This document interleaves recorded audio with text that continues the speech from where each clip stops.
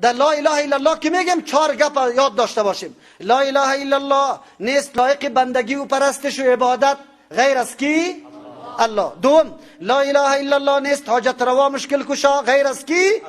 لا اله الا الله نیست روا کننده، حلال کننده و حرام کننده یعنی قانون گذارنده غیر از کی؟ لا اله الا الله نیست فرمان روای مطلق بیچون و چرا که گپش قبول شود غیر از کی؟ الله. خلاصه قرآن همیسته دعوت قرآن بین می گپ است که تا یه عقیده پخته نشوه دین درست نمیشه. خو ای دعوتگری توحید آرام باقی میمانی؟